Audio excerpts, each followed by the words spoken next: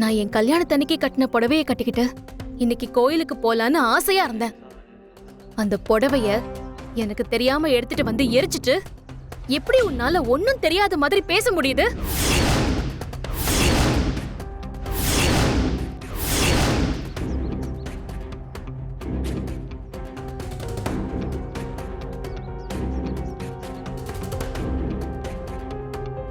பாரதி சொல்றது உண்மைதான். மித்ரா பழைய துணி வேணும்னு என்கிட்ட வந்து கேட்டா. நான் கொடுத்த துணியோட பாரதியோட புடவையும் யாருக்கும் தெரியாம எடுத்துட்டு வந்து எரிச்சிட்டா போல. எனக்கு இதெல்லாம் நடக்கும்னு தெரியுமே. பாரதி தான் ஆதியோட பொண்டாட்டின்னு தெரிஞ்சுக்கிட்டு தான் இந்த வீட்டில் இவ இதெல்லாம் பண்றா. அத நான் சொன்னா பெத்த மகளே நம்ப மாட்டேங்கிறா. இன்னும் என்னென்ன குத்தெல்லாம் நடக்க போகுதுன்னு தெரியலையே. நமக்கு என்ன, நடக்கிறத ஜாலியா வேடிக்கை பார்த்து என்ஜாய் பண்ணுவோம். இப்ப சொல்லுங்க, இந்த மாதிரி ஒரு காரியத்தை பண்ணிருக்காளே, இவெல்லாம் மனுஷியா? இந்த மாதிரி உங்களுக்கு நடந்தா நீங்க என்ன பண்ணுவீங்க? இவளுக்கே சப்போர்ட் பண்றீங்க. ஏன் இப்படி பண்ணன்னு அவளை கேட்காம ஏன் கிட்ட பேசிட்டு இருக்கீங்க? மித்ரா கிட்டே கேளுங்க, அவ பண்ணது எவ்வளவு பெரிய தப்புன்னு அவளுக்கே தெரியாதா? மித்ரா, ஏன் பேசாம அமைதியா நிக்கிற? பாரதி அந்த பெரியம்மா சொல்ற மாதிரி நீதான் வேணும்னு அந்த புடவைய கொண்டு வந்து எரிச்சியா?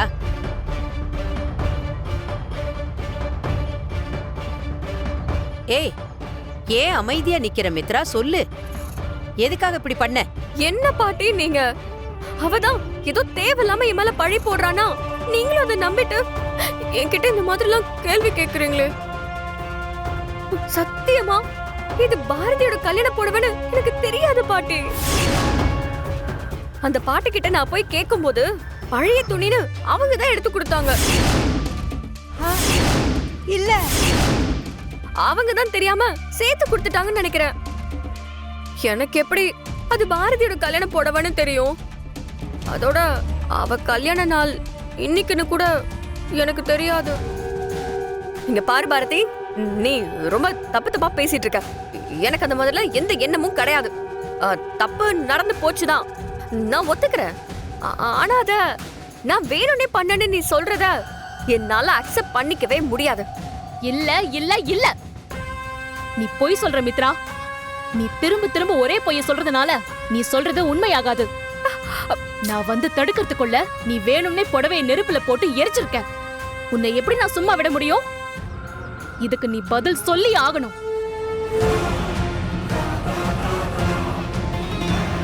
பாரதி, நானும் போனா போது கல்யாண புடவை எரிஞ்ச கோவத்துல ஏதோ நீ பேசிட்டு இருக்கன்னு நானும் பொறுத்து அமைதியா இருக்கேன்.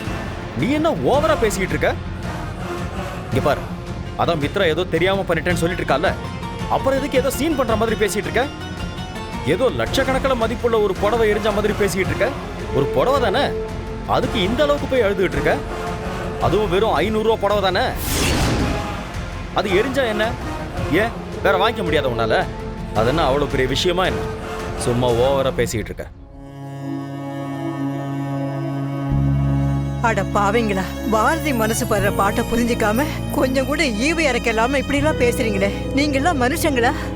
எவ்வளவு சாதாரணமா 500 ரூபாய் புடவை தானே கேட்டுட்டீங்கல்ல? உங்களுக்கெல்லாம் மனசாட்சியே இல்லையா? கல்யாண புடவைங்கிறது ஒவ்வொரு பொண்ணுக்கும் எவ்வளவு முக்கியம் தெரியாம நீங்க பேசுறத பார்த்தா எனக்கு ஆச்சரியமா இருக்கு. இது பணம் சம்பந்தப்பட்டது இல்ல, மனசு சம்பந்தப்பட்டது. வாழ்க்கையில எவ்வளவு கஷ்டம் இருந்தாலும் நம்ம சந்தோஷமா வாழ்ந்த நாட்களை நினைச்சு பார்த்தா எவ்வளவு கஷ்டம் இருந்தாலும் அது காணாம போய் மனசு அப்படியே லேசாயிடும்.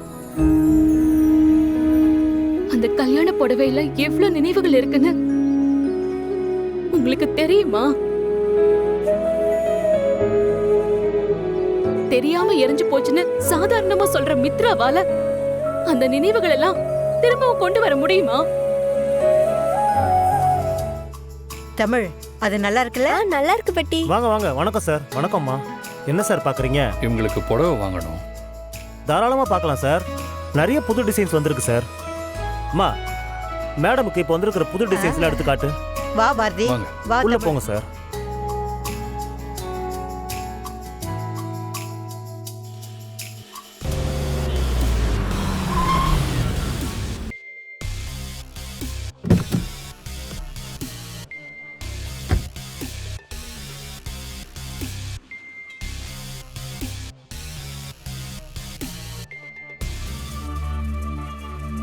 நந்தினி, பாரதியோட கல்யாண நாள் சந்தோஷமாவே இருக்க கூடாதுன்னு நான் உன்னை நினைச்சு பண்ணா அது எனக்கே எதிரா திருப்பி விட்டுட்டு இப்போ சந்தோஷமா புடவை எடுக்கிறதுக்காக ஆதியோட குடும்பத்தையே கூட்டிட்டு கடைக்கு வந்திருக்கா.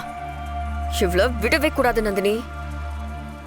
மித்ரா, ஏற்கனவே நம்ம பத்த வச்சு தப்பா போயிடுச்சு.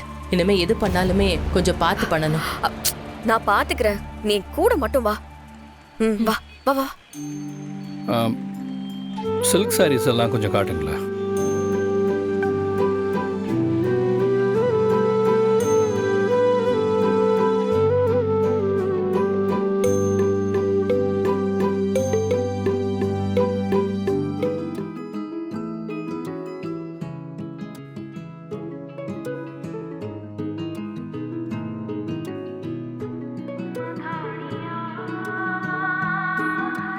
பாரதி, இப்போ எதுக்கு விலையெல்லாம் செக் பண்ணிட்டு இருக்கீங்க? உங்களுக்கு எந்த புடவை பிடிச்சிருக்குன்னு சொல்லுங்க, அதையே வாங்கிக்கலாம். சரிங்க சார். தமிழ், அம்மா இங்க புடவை பார்க்கட்டும். நாம போய் உனக்கும் ஆதித்யாவுக்கும் ட்ரெஸ் பார்க்கலாமா? வேணாம்ப்பா, எங்களுக்கு எதுவும் வேணாம். நீங்க எங்க கூட வந்ததே சந்தோஷமா இருக்குப்பா.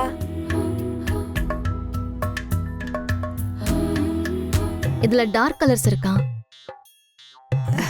தவகளா, ஆதித்யாவை தூங்க வச்சிட்டியா? ஆமாண்ணே, அவன் தான் கடைக்கு வரணும் குதிச்சிட்டு இருந்தான். திடீர்னு பார்த்தா தூக்கம் வந்து அழுகுறான். அதான் தூங்க வச்சுட்டு வந்துட்டேன். டேய், என்னடா அது கையில? இதுவாண்ணே, எப்படியும் பொம்பளைங்க புடவை எடுக்க நாள் கணக்கு ஆகுவாங்கன்னு கேள்விப்பட்டிருக்கேன். அதான் கடைக்கு போய் பிஸ்கெட்டு, பழம், ஸ்நாக்ஸ் ஐட்டம்லாம் வாங்கிட்டு வந்துட்டேன். வேற ஏதாவது காட்டுங்க. கொஞ்சம் பிரைட் கலரா காட்டுங்க.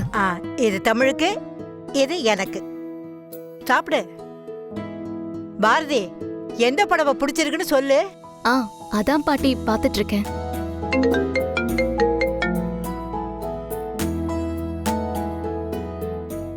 சார்,